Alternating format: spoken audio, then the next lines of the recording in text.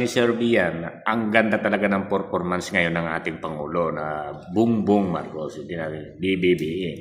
Bangon nga Pilipinas, tama. Talagang bumabangon ng Pilipinas dahil maganda ang humahawa. Maayos ang patakaran. Okay, kumbaga, ang kanyang ginagawa talaga, tapos puso na naglilingkod siya sa bayan, tapos puso niya ginagawa ng paraan upang maibsan lang ang ating mga kababayan sa kanilang pamumuhay, kagaya ng mga hospital bill, yan, mga ganyan. Hindi ka makapagamot kasi kung sobrang mahal. Kung wala kang pera, hindi ka naman kaagad isikasuhin dyan sa hospital.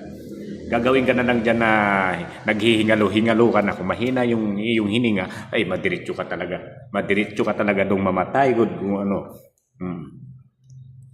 Kaya kung maganda ang gawin, ang ating gobyerno ngayon, total, hindi naman yung mga bulag siguro yung mga yan. Nabubulag lang yan sa katotohanan, yung magandang serbisyo. Hindi nila yan makita kasi wala sila dyan sa focus na yan.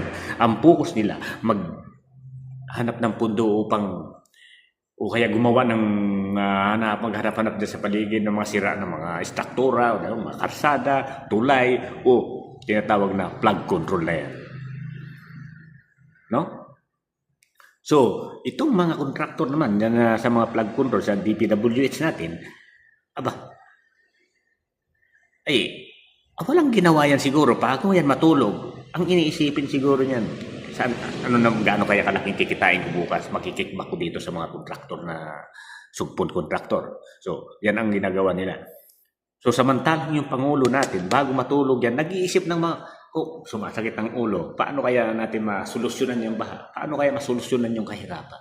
Samantalang itong mga mabababang under position niya, mga senador, mga congressman, mayor, o ano pa, mga gobernador, hindi ko alam kung anong ginagawa nila. Kung tinutulungan ba nila yung ating mahal na Pangulo, mapapaganda ang ating bansa, mapaayos, at maibsan yung kahirapan. Kung yan ba'y ginagawa nila.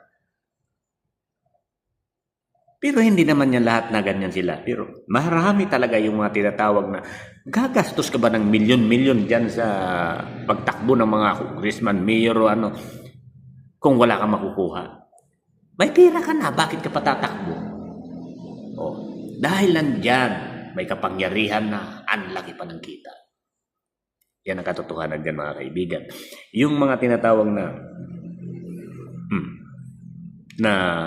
sino bang gumagawa ng batas? So, diba, ang ganda ngayon ng patakaran natin, ang daming beneficiary, mga benepisyo na ibinibigay yung